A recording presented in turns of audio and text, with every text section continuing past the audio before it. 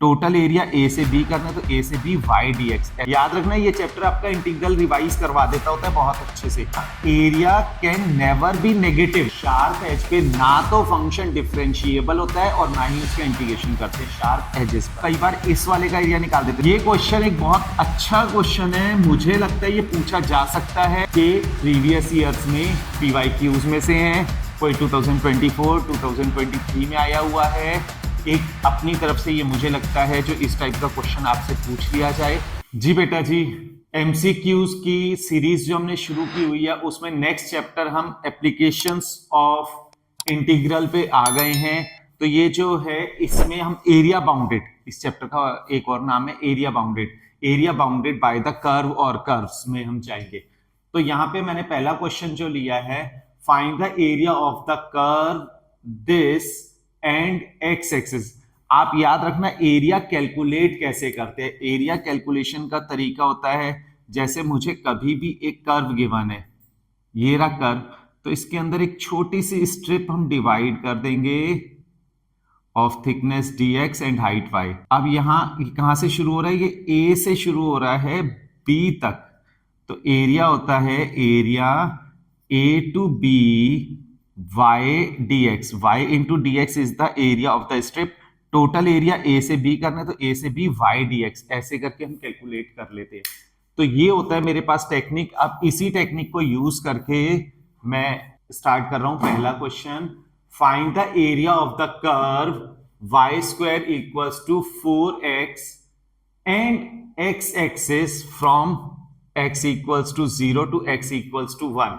Simple है, MCQ है तो बहुत ही इजी होगा। Area equals to 0 to 1 y dx हो गया। एरिया 0 टू 1 y dx हो गया। y की वैल्यू एक बार देख लेते हैं।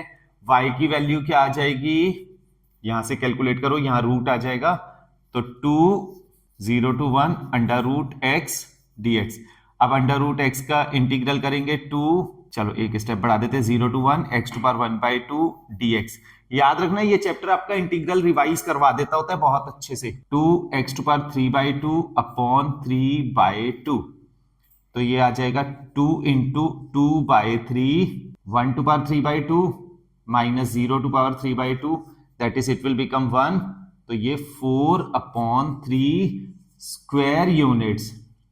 एरिया हमेशा स्क्वायर यूनिट्स में होता है, तो 4/3 ऑप्शन डी इज करेक्ट। दूसरा मैंने लिया है area bounded by the curve sine x. एक ट्रिग्नोमेट्रिक ले लिया, साइन की जगह कॉस टेन कॉट कुछ भी आ जाता है। आपको इसका ग्राफ नहीं सोचना है, वैसे आपको आता है ग्राफ, ये है ग्राफ, बट वहां आपको इतना ज्यादा इसमें पेन लेने वाली नीड नहीं है क्योंकि एमसीक्यू है।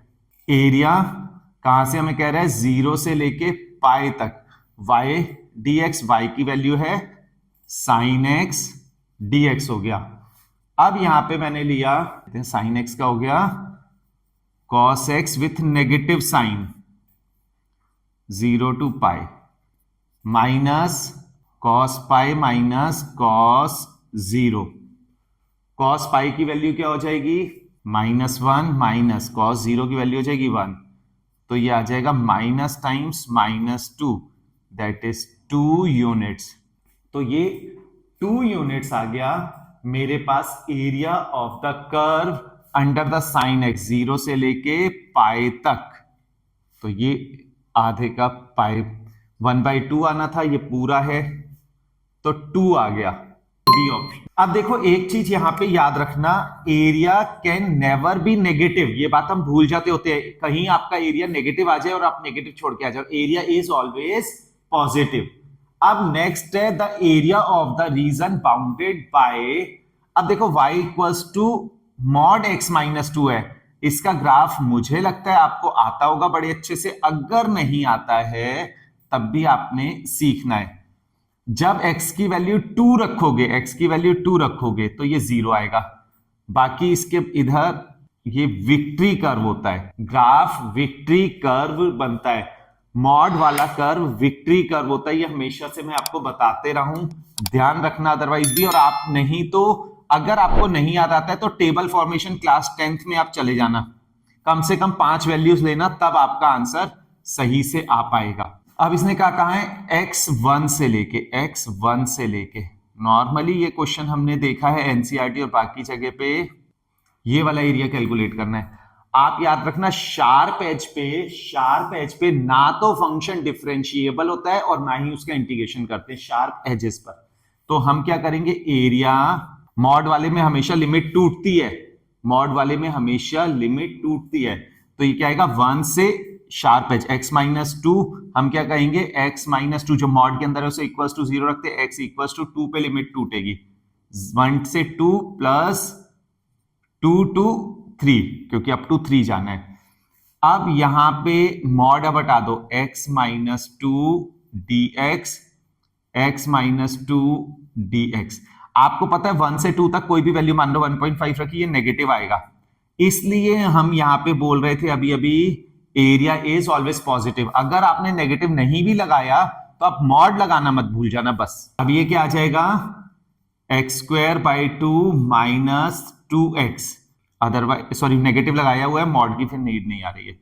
x²/2 -2x 2 to 3 limit apply करो, -4/2 -4 माइनस लोअर लिमिट 1²/2 -2 × 1 2 हो गया, प्लस 2 to 3 है ये 3²/2 -2 × 3 माइनस लोअर लिमिट 2²/2 -2 × 2। अब सिंप्लीफाई करने के स्टेप शुरू होते हैं, -2 -4 माइनस का 2 आ गया, यहां पे आ जाएगा 2 to 4 -1 माइनस का 3/2 बाहर है तो प्लस का 3/2 प्लस 9/2 -6 का 12 9 - 12 किया -3/2 माइनस 2 - 4 माइनस का 2, ये आ जाएगा माइनस का 1/2 प्लस 1/2, तो 1/2 प्लस 1/2 हाफ प्लस हाफ 1। ये मैं हमेशा आपसे कहता हूं हाफ प्लस हाफ 1। एक बार एक बच्चा यहां पे एलसीएम लेता है और 2 का एलसीएम वो 4 ले लेता है, 2 + 2 ऊपर कर दिया, नीचे 4 किया तो 1 और नीचे 4 किया तो 1/2 लिख के आ गया था इसका। तो ऐसी मिस्टेक मत करना, इसका आंसर हाफ प्लस हाफ 1 अपने माइंड में रखो। हाँ जी, नेक्स्ट क्वेश्चन है, the area of the smaller segment cut by x = 1 and the curve x² + y² = 4। ध्यान दो, इसे पहले ये बन जाएगा x² + y² = 4 को लिख दो 2² यानी रेडियस 2 हो गई, ये सर्कल हमारे पास रेडी हो गया। अब x = 1 पर हमने लाइन ड्रॉ कर दी, ये y एक्सिस है, दोनों में डिफरेंस आपको शो होता रहे। स्मॉलर सेगमेंट का एरिया निकालना है, ये होगा स्मॉलर सेगमेंट। आप कई बार इस वाले का एरिया निकाल देते हो, जबकि सेगमेंट ये और ये है सर्कल के 2 सेगमेंट। मैं स्ट्रिप यहां पे डिवाइड कर देता हूं, थिकनेस dx, हाइट y। अब रिक्वायर्ड एरिया इक्वल्स टू, कहां से हमें लेना है, x = 1 से रेडियस ऑफ सर्कल 2 तक, 1 to 2 y dx। y की वैल्यू यहां से कैलकुलेट करेंगे, y की वैल्यू क्या आ जाएगी मेरे पास, 1 to 2 y हो जाएगा √2², रेडियस 2 थी ना, 2² - x² dx। फॉर्मूला लगा देते हैं, हमने इस फॉर्मूले को गॉड्स फॉर्मूला आपसे पहले ही कहा हुआ है क्योंकि यह हर जगह यूज होता है। तो x/2 √a² - x² plus a²/2 sin inverse x upon a, 1 से लेके 2 तक। अब हम इसमें लिमिट पुट करेंगे, 2/2 √2² - 2² plus 2 sin inverse 2/2।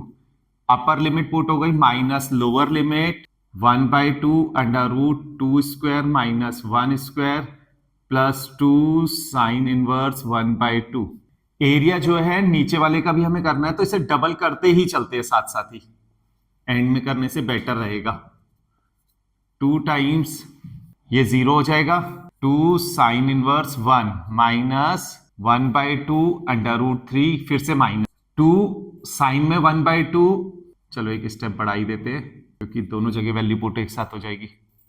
2 times 2 sine inverse 1 होता है pi by 2 minus √3/2 minus 2 pi by 6।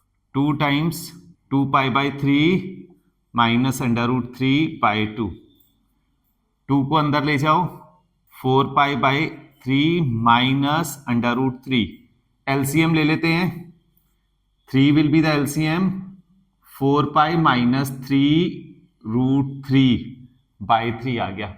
4 pi minus 3√3/3 B option is correct. Next है find the area under the line.